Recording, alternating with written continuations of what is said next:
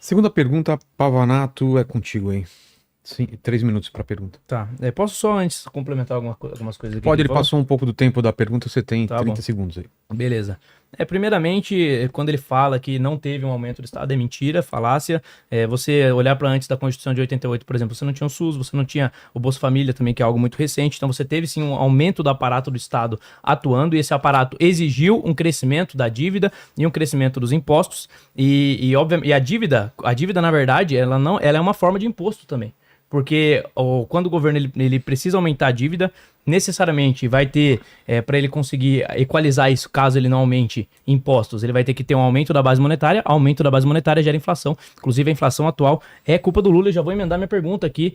Você, com certeza, no segundo turno, votou no Lula. Eu queria saber se a inflação de hoje é culpa dele e se você concorda com as medidas do atual governo de aumentar. Por exemplo, o Bolsonaro, ele estava mantendo, obviamente teve a pandemia que dificultou a questão da dívida, mas ele manteve no final do governo ali um superávit. O governo Lula, ele não mantém mais superávit, ele tem aumentado a dívida.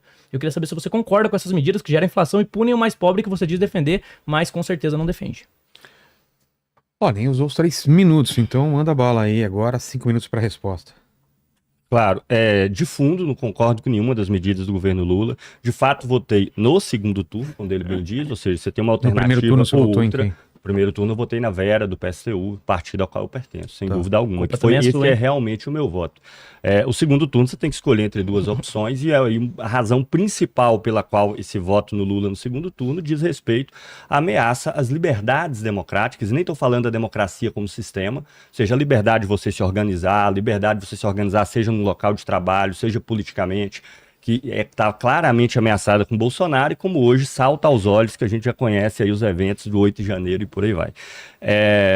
Mas veja, o governo Lula não tem como resolver, e isso nós denunciamos desde sempre, foi apresentado com detalhes, sem mexer na questão da propriedade, não tem como resolver o problema do Brasil em todos os sentidos imagináveis. Passa, pelo primeiro lugar, pelo fato de que o Brasil não tem um projeto de desenvolvimento, e os próprios setores capitalistas brasileiros não têm interesse em ter um projeto de desenvolvimento. Por quê? Porque investir em setores de alto valor agregado, setores como eletroeletrônico, transistor, setores que empregam uma massa grande de trabalhadores, de alta qualificação, implica investimentos de longo prazo, sem nenhuma certeza do retorno. É melhor você investir no agronegócio, na mineração, que as minas estão aí, no agronegócio onde você expande extensivamente a sua produção e não necessariamente em tecnologia, por exemplo, desmatando a Amazônia. Então, o centro do Brasil é esse, é um país economicamente cada vez mais centrado em produção primária, que emprega pouco, paga mau salário, o negócio é 80% de informalidade, só para dar um exemplo. Então, o primeiro aspecto é esse. Não há no governo Lula nenhum projeto sério de desenvolvimento do país, porque não quer mexer na questão da propriedade. E os agentes, não segura na mão de Deus e vai, que é o liberalismo, né? De fato, esse vínculo teológico eu concordo que tem, né? O liberalismo funciona assim, é a premissa científica, segura na mão de Deus e vai, deixa rolar. Deixa rolar. O deixa rolar aqui no Brasil significa crescimento dos setores com pouco valor agregado, pouco emprego, não voltado para o mercado interno. A gente vê a inflação aí do ovo, por exemplo, é um exemplo disso, né? Você vende a cotação pelo preço do mercado internacional. E segundo, não mexe no problema da distribuição. Né? Não há nenhuma medida do governo que mexa no problema da distribuição. Um país onde nós fizemos esse cálculo no estudo do ILAESE, os 200 maiores grupos econômicos do Brasil controlam cerca de 50% do PIB do país. Né? Os 200 maiores grupos econômicos. Sendo que desses 200 grupos econômicos, uma boa metade é estrangeira e o excedente que elas produzem migram para suas matrizes no exterior. Né? Os Estados Unidos vive disso, por exemplo, há muito tempo, déficit comercial há mais de 40 anos, mas as empresas americanas espalhadas pelo mundo tapam esse déficit com os excedentes que migram sem qualquer troca para fora. Então, não há mudança nem do ponto de vista da distribuição e nem do ponto de vista de qualquer tipo de projeto de desenvolvimento. O que o Lula chamou de projeto aí de fomentar a industrialização no Brasil foi subsídios para alguns setores, como a siderurgia, que continua produzindo a mesma coisa do que ela produzia antes do governo Lula entrar, literalmente a mesma coisa. O preço subiu, ela teve um lucro maior, subsídio do governo, o que eles pegam e fazem com esse excedente? Nós voltamos de novo à questão que o Pavanato não vai poder responder nunca. Que é o quê? Pega isso e bota em títulos da dívida, para a gente pagar o Estado e o Estado pagar juros para essas grandes empresas, né, de todos esses setores, sem nenhuma ampliação da escala de produção, nem nada nessa direção. Então, o Pavanato não respondeu a questão feita lá atrás, que mostra a queda dos gastos públicos em serviços nos últimos 30 anos, e ainda assim a situação do Brasil não melhorou, e não vai responder também a questão do endividamento público como sendo aí a salvaguarda do capital privado, que não quer mais se expandir e não quer se ampliar. Com relação ao governo Lula, nenhuma dificuldade de responder isso. Os materiais que nós publicamos denunciam o governo Lula desde 2002. Né? Denunciam, nós temos revistas, dossiês sobre a análise do governo Lula desde o primeiro mandato.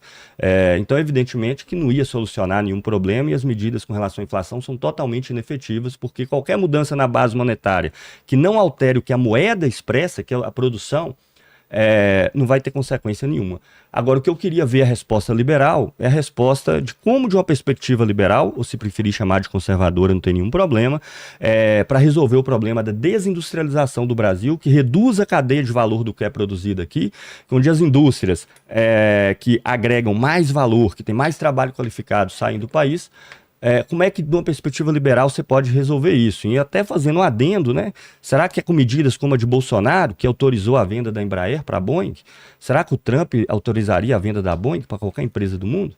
Então, como que você resolveria esse problema aí do Brasil, Pavanato? Qual que seria a solução? A gente tá na réplica agora. Você quer já mandar a pergunta? Porque você tava... Eu acho que foi uma boa emenda. Foi? Pode então emendar, beleza. Então ele já mandou a pergunta, não temos não. réplica, você já tem então 5 minutos para a resposta. Bom, aí. Mas essa ficou sendo a minha pergunta? Você quer ampliar a pergunta? Pode ampliar. Pode ampliar. Antes eu estava na réplica. Na réplica, Não, porque antes eu tive os 5 minutos respondendo a ele. Agora ele tem a réplica. Verdade. Os 3 minutos da réplica ele usou menos. Agora então você... Eu fiz os 5 minutos, agora ele tem 3 minutos da réplica. Depois é a minha pergunta. Mas ele não quer... Você quer a réplica para responder isso? Pode ser. Então manda.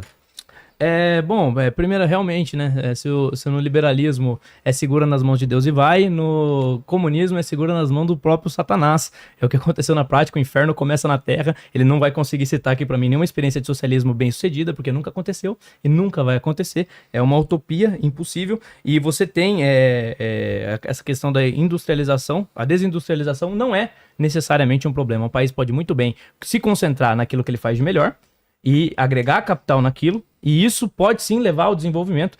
Você tem, por exemplo, regiões hoje do Maranhão, para onde o agronegócio está indo, o agro que ele demoniza aqui, e essas regiões tiveram melhorias nos dados, nos índices de desenvolvimento humano e nos índices também de renda. Então, isso prova que você pode sim agregar capital em outros países. Por exemplo, você tem países no mundo que não tem uma grande indústria. Esses países não deixam de ser ricos. A Suíça tem uma grande indústria? Não tem. Ela deixa de ser, não deixa de ser rica. Continua sendo rica. Você tem outros países também que seguem essa mesma lógica. Então essa falácia de que o país ele tem que ter indústria, o Brasil já apostou nesse modelo. Apostou nos governos de Getúlio Vargas, funcionou.